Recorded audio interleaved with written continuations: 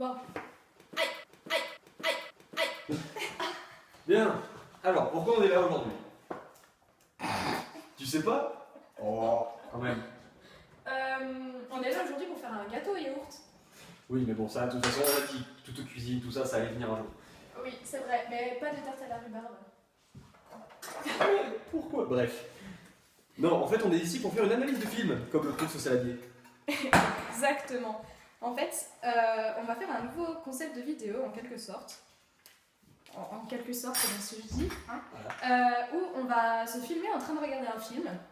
En mangeant. En Parce mangeant. que c'est toujours bien à manger. Et on a décidé du coup qu'on en parlerait après. Et on fait des vidéos surtout à deux. Donc nous deux ou avec Loris ou tous les trois. Et donc, j'ai choisi plusieurs films.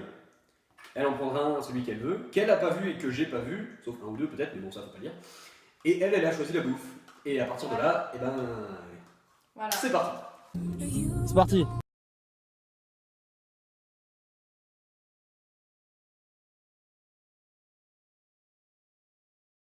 Celui qui tournait, il tournait super. Alors vous avez pas vu, mais on a failli mourir. Et maintenant on a la bouffe, mais on a quand même failli mourir. Merci Salomé. Une fois. Ah, c'était pas de ta faute. Allez, on va grailler. Madame Mort, Oui. quel film avez-vous choisi? Attends, je réfléchis. Alors, quel film? Je réfléchis. Donc, j'avais le choix entre Limitless, World War Z, Battleship, Bernie et The Road, il me semble. Oui. Donc Battleship, je l'élimine parce que ça, voilà, c'est comme ça. J'ai des petits problèmes avec ce film. Limitless, concrètement, je sais pas de quoi ça parle, donc pourquoi pas.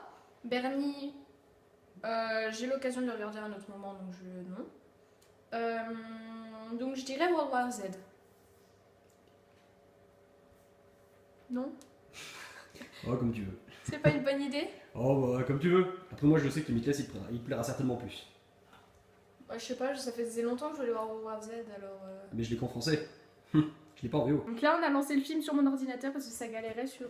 Et c'est parti pour 1h40 de Limitless. Avec Bradley Cooper. Oui, parce qu'au final, on a choisi Limitless. Allez, on se centre.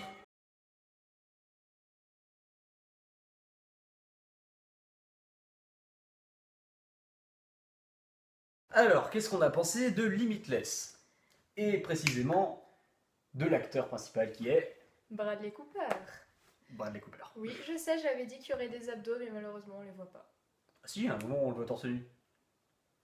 Ça m'a pas choqué. Moi si. Enfin bref. Donc c'est l'histoire d'un pauvre type, littéralement, qui un jour trouve une façon spontanée de devenir très très intelligent. Et on nous raconte son périple justement à travers la société moderne actuelle avec son intelligence supérieure. Voilà, exactement. Donc en gros, il va tomber sur quelqu'un qu'il connaissait d'avant et cette personne va lui donner des pilules soi-disant légales pour... La fameuse légalité du voilà. NZT. qui sont censés faire des choses et quand il les essaye, il se rend compte qu'en fait ça décuple toutes les capacités de son cerveau, un peu comme Lucie du coup de Luc Besson. Le truc intéressant, c'est que le parallèle qu'on peut faire avec Lucie, c'est que là aussi, il a accès à absolument tous ses souvenirs. Sauf que lui, il dit qu'ils viennent de son inconscient, alors que Lucie, non, c'est littéralement un PC et elle a accès à tous les dossiers en réserve. Voilà. C'est pas la même chose, c'est pas la même intelligence. Non, là, ça parle parce plutôt que lui, d'inconscient. Ouais, parce que lui, il reste humain en fait. Merci les cours Enfin, de philo. Humain. Ouais, et puis donc, il traverse la société justement avec tous ses travers, la corruption, le crime, toutes ces conneries. La connerie qu'il a fait en appelant les Russes pour leur emprunter de l'argent. Voilà, exactement. Qui... Genre, ouais. Il va appeler du coup les Russes pour leur emprunter de l'argent pour justement développer un peu son affaire. Et Sauf que c'est des Russes. Non mais oui, mais même on se rend compte que juste le fait déjà de... Tu mets le doigt dans l'engrenage et même si t'es super intelligent ou super riche, dans tous les cas il va t'arriver des emmerdes pas possibles. Dans tous les cas tu te fais baiser. Pardon. C'est pas important. Et t'avais tort. C'est pas toujours De Niro qui te baise à la fin. Oui, parce qu'en fait vers la fin, à un moment, il y a Robert De Niro attention, qui joue, zone légèrement spoiler. Qui joue en fait le... Faudra mettre un spoiler. Ouais, qui joue le rôle du patron justement du personnage principal. Edouard, je crois. J'ai oublié son prénom. Ouais, je crois qu'il s'appelle Edouard Mora, il me semble que c'est ça. Donc du coup, Edouard Mora, il va avoir comme patron Robert De Niro, et à un moment, vers la fin, il travaille plus avec, il est devenu sénateur et tout, et Robert De Niro arrive et lui dit ouais, je vais te baiser, gamin. Traduction, ouais, ça veut dire ça. bientôt tu vas plus avoir de drogue, donc il savait qu'il avait la drogue, le ZNT. NZT. NZT, ouais, je me trompe toujours. Voilà, le NZT, et il savait du coup qu'il l'avait, et il lui disait un jour t'en auras plus, et puis voilà, tu pourras plus faire ce que tu fais maintenant, enfin t'auras plus toutes tes capacités. Et donc du coup, là, à ce moment-là, j'ai dit, à ce moment-là, j'ai dit, voilà, de toute façon, dans les films, c'est toujours Robert De Niro qui te nique la gueule, et en fait, à la fin. Et là, Bradley Cooper, il défonce De Niro, voilà. mais un truc bien propre. Voilà, c'était vraiment Ce petit nickel. enfoiré, attention, ça c'est un gros spoil pour les gens qui n'ont pas vu le film. Donc, il a réussi à rendre la NZT permanente dans son cerveau sans devoir en reprendre. Et du coup, en fait, il est complètement cheaté. Voilà, du coup, en fait, il arrive, cette scène, elle est assez ouf parce qu'il est là, il parle à Robert De Niro, il le regarde droit dans ses yeux et il lui dit ouais, alors là, le camion qui arrive, il est sur son téléphone, il va pas arriver à freiner et tout, il va rentrer dans le taxi, et là, il se passe ce qui se passe, et Robert De Niro, il était à la quoi, mais qu'est-ce que tu racontes? Et après, genre, il lui pose sa main sur son cœur et il lui dit ouais, t'es malade, t'as ça et tout, mais bon, voilà et tout. Donc, du coup, Robert De Niro, il se fait vraiment baiser. Et là, ce qui est rigolo aussi, c'est qu'il lui dit de toute façon, on veut mieux pas que je travaille pour toi, parce que si je travaille pour toi, tu vas finir par être mon jouet. Voilà. Donc c'était une fin très rigolote de film. Surtout la dernière réplique qui est marrante. Qui fait écho au début où il parlait italien à la meuf, et au final il parle en chinois au serveur. Ouais. Et que j'ai trouvé assez marrant. Oui, parce qu'en fait, à la fin, il termine du coup avec sa copine du tout début qu'il avait larguée, et il s'est fait larguer plusieurs fois. Deux fois. À cause, la première fois parce que c'était une loque, et la deuxième fois parce qu'elle a Parce que su c'était un putain de prenait, drogué, c'était un putain de junkie. Et donc du coup, là, vu qu'il est plus vraiment drogué, enfin maintenant il est drogué en tout temps, donc du coup c'est normal, entre guillemets. Non, vu qu'il est plus drogué, vu que c'est permanent dans son cerveau. Voilà, oui, donc du coup, ça fait pas comme il a pas les mêmes effets que quand il était sous cette drogue, justement. Et je pense qu'on peut mettre fin de la zone spoiler ici. Aussi. Oh, tu branches en montage. Et du coup, voilà, il décide... Enfin, ils vont au restaurant tous les deux, parce qu'on se rend compte du coup qu'ils ressortent ensemble.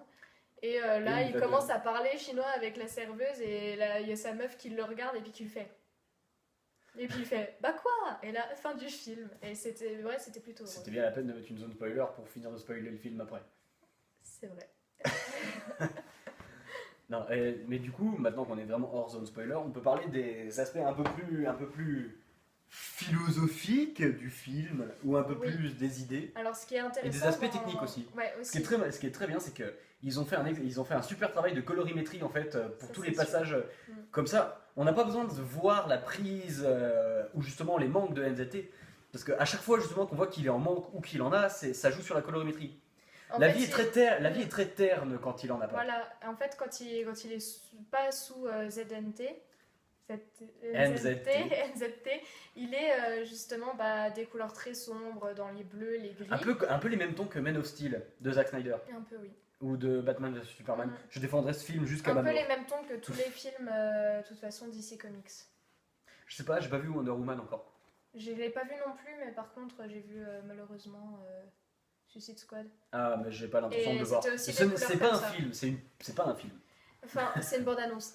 C'est vrai que c'est assez impressionnant parce que du coup, les couleurs sont très ternes dans ces moments-là, donc qui montrent justement dans le repère philosophique, en quelque sorte, que la vie est toujours très terne. Et dès qu'il prend cette drogue, c'est comme s'il était éveillé et il voit tout avec. Il voit tout, il entend tout, il perçoit tout, il se souvient de tout. Comment on dit déjà? C'est en surexposition. Enfin, ouais, c'est ça, il a sursaturé les couleurs. Voilà, les couleurs sont sursaturées. Donc, du coup, c'est intéressant. Et ce qui est marrant aussi, c'est dans le traitement de la caméra. En fait, dans le traitement de la caméra, quand tu le regardes, quand justement il n'y a pas de NZT, c'est des plans très normaux, très champ contre champ, etc. Des plans normaux. Et dès qu'il prend justement sa drogue, ou alors qu'il est malade, il joue beaucoup sur les aspects de caméra avec des grands angles. Et quand il est malade, des retournements de caméra. Le moment où il vomit devant le. Désolé pour le spoil. Le moment où il vomit sur le trottoir et où l'image est retournée pour montrer que tout chez lui est retourné, qu'il comprend plus rien, que tous ses repères sont partis. J'ai trouvé ça très très très très intéressant. Et donc du coup, effectivement, dans la philosophie du truc, et c'est vrai qu'il dit beaucoup, il y a une phrase au début d'ailleurs que tu as dit que c'était intéressant, mais je me souviens plus exactement, qu'en gros il disait qu'avant il était aveugle et que maintenant il voit en fait. Et ça c'est assez intéressant du coup de voir ça, parce que ça montre qu'en gros on n'a pas accès à tout notre cerveau, et que du coup donc on n'a pas accès à tous nos souvenirs. Tous nos souvenirs, ouais, exact. Et que du coup cette drogue lui permettait justement d'avoir accès à ça, et ce qui faisait qu'il voyait la réalité sous un autre angle. Et c'est assez intéressant. Ça augmente largement son champ de perception. Mm. Et justement, ça décuple du coup. Du coup, en fait, c'est pas qu'il est plus intelligent. Mm. C'est que comme il se souvient de tout, de absolument tout ce qu'il a un jour vu, entendu, ressenti, ben forcément, ça augmente sa capacité de déduction, comme il a pu analyser ces cas d'autres fois avant. Mm. Et c'est ça que j'ai trouvé très intéressant dans ce film. Mais autrement que les aspects techniques ou de scénario, il y a beaucoup de réflexions sur la drogue et sur les bas-fonds de la société, de la société basse et de la société haute d'ailleurs.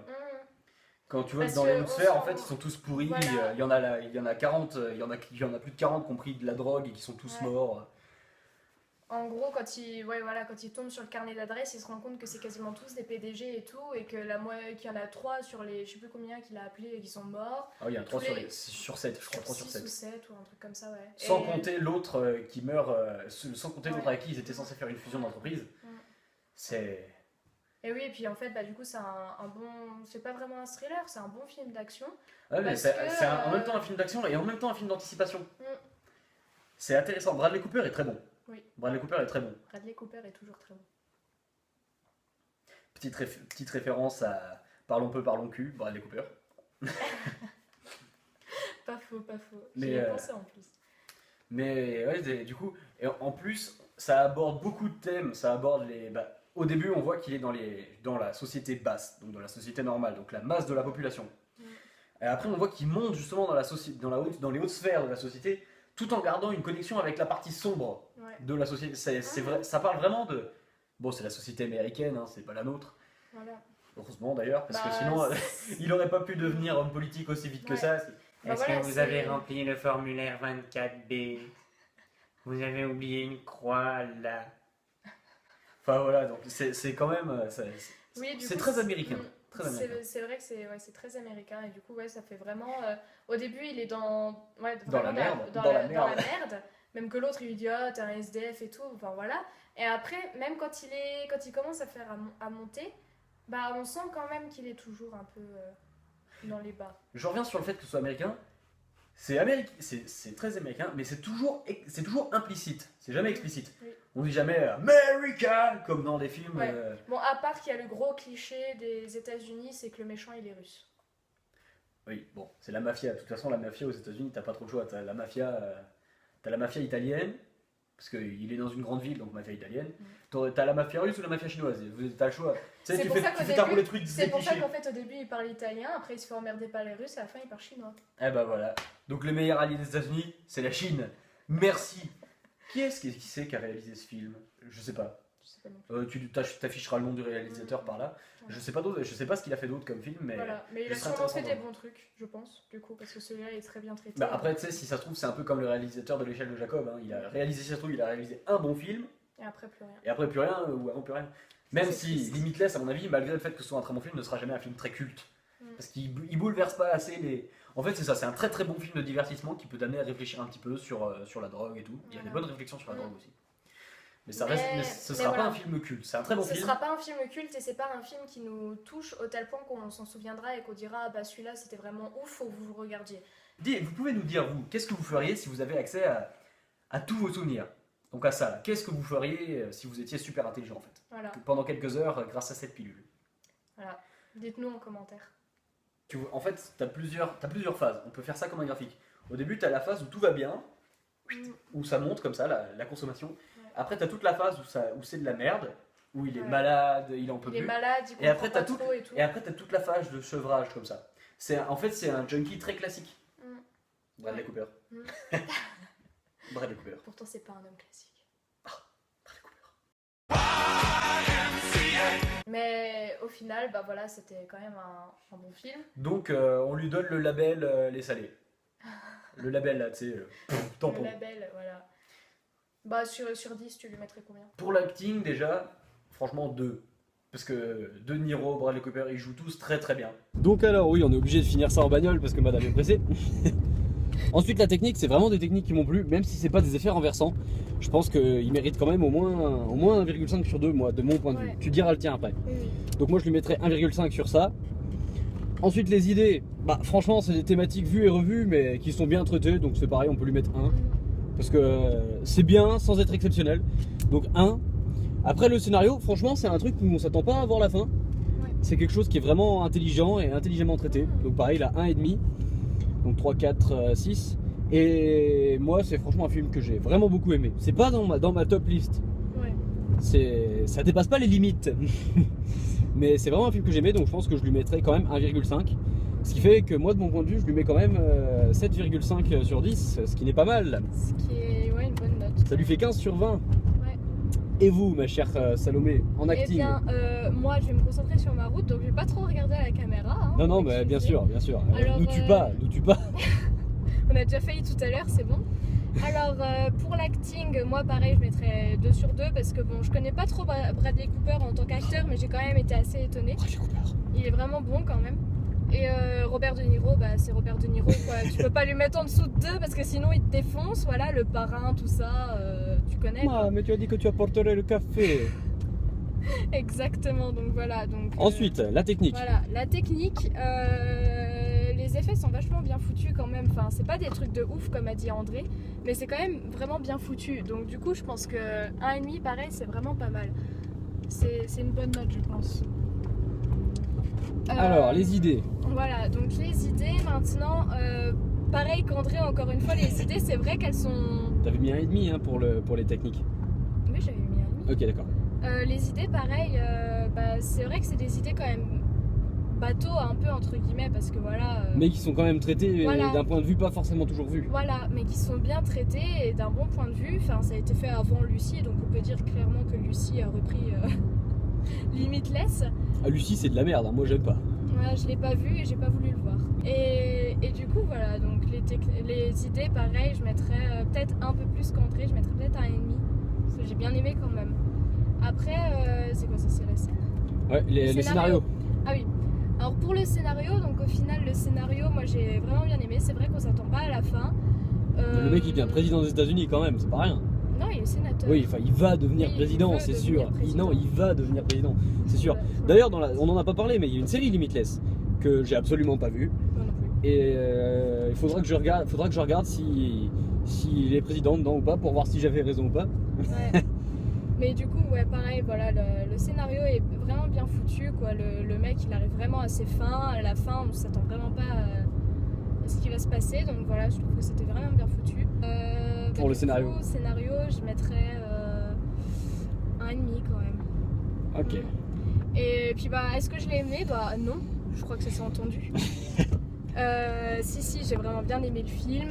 C'était vraiment sympa. Le petit rond-point. Qu'est-ce que je pourrais dire d'autre à part que j'ai bien aimé? Bah pas grand chose. Voilà, c'était tout ce qu'il fallait dire avant. Oui, bah, donc je l'ai dit, quoi. on dit que c'est un bon film de divertissement, Voilà. c'est un bon film d'action, c'est un très bon film d'intrigue. Et globalement, ça vaut le coup de le regarder, même si ce sera pas le film de votre vie. Voilà, Et donc 1,5 en cœur. 1,5 en cœur aussi. Et donc il obtient le fabuleux score de 8 sur 10 avec notre ami, Ouais. ici présente. Et donc ouais, 15-16 sur 20, franchement, beau score. Pour une première émission dont on connaît pas encore le nom d'ailleurs. Non, on connaît pas le nom, mais du coup, donc le principe, on vous l'avait expliqué, on va choisir chacun notre tour 5 films et l'autre choisit la nourriture qu'on mange. On bouffe comme des gros tas Voilà. en regardant le film. Voilà, et on en discute. on essaye de choisir des films très différents les uns des autres. Et si possible qu'on n'a pas vu. Voilà. Si vous voulez nous donner des idées, vous pouvez.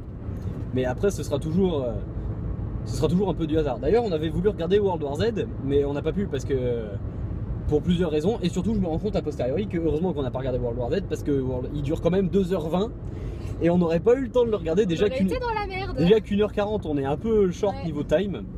On est un peu short. On va demander son avis à Loris aussi peut-être. S'il l'a vu. Oh mais peut-être. Il regardera la chronique comme tout le monde hein. Et ce sera une de nos prochaines émissions. Celle-là vous attendez pas à ce qu'elle soit régulière. Voilà. Parce que clairement ça va être compliqué. Parce que que- attends, l'année prochaine elle va à Metz en études de cinéma. Je vais à Nancy en études de maths. Et Loris il fait quoi, un BTS? Il est à Cannes en BTS. Il est à Cannes en BTS. Donc clairement ce sera compliqué. Surtout moi je serai en prépa. Donc ça va pas être très simple.